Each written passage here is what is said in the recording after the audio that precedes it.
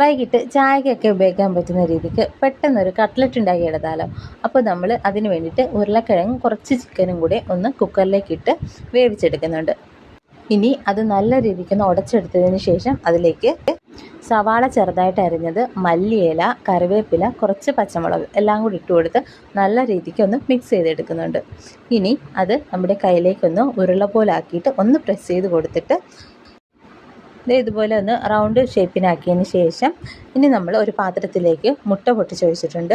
അതിലേക്ക് ഒന്ന് മുക്കിയെടുത്തിട്ട് പിന്നെ നമ്മൾ ബ്രെഡ് ക്രംസിലേക്ക് ഒന്ന് ജസ്റ്റ് ഇട്ട് ഒന്ന് കവർ ചെയ്ത് ഫുള്ള് എല്ലായിടം പറ്റുന്ന രീതിക്കൊന്ന് കവർ ചെയ്തെടുത്ത് കൊടുക്കാം. ഇങ്ങനെ എല്ലാതും നമുക്ക് കവർ ചെയ്ത് മാറ്റി വയ്ക്കാം. ഇനി നമുക്ക് പാൻ ഒന്ന് ചൂടാക്കിയിട്ട് അതിലേക്ക് എണ്ണ ഒഴിച്ച് ഒന്ന് തിളപ്പിക്കാൻ വെച്ചിട്ട് അതിലേക്ക് നമുക്ക് ഓരോന്നും പറക്കിയിട്ട് കൊടുക്കാം.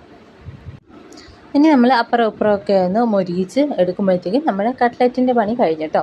അപ്പോൾ ഈസി ആയിട്ട് നമുക്ക് പെട്ടെന്ന് ഉണ്ടാക്കിയെടുക്കാൻ പറ്റും. നല്ല രീതിയിൽ ഈ ഒരു കളറാകുമ്പോഴത്തേക്കും നമുക്കൊന്ന് ഇതുപോലെ ഒന്ന് തിരിച്ചിട്ട് കൊടുക്കാം. ഇനി നമുക്ക് ഓരോന്നും ഇതൊന്നും പറക്കി ആ ഒരു എണ്ണ ഒന്ന് തോർത്തിയിട്ട് ഒന്ന് പറക്കി നമുക്ക് പ്ലേറ്റ്സിലേക്ക് മാറ്റാം.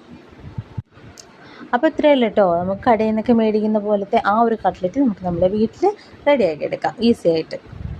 നമ്മുടെ മക്കളൊക്കെ സ്കൂളിൽ വിട്ട് വിശന്നിട്ടൊക്കെ വരുമ്പോഴത്തേക്കും അവർക്ക് കൊടുക്കാൻ പറ്റിയിട്ടുള്ള നല്ലൊരു ചായക്കടയാട്ടോ.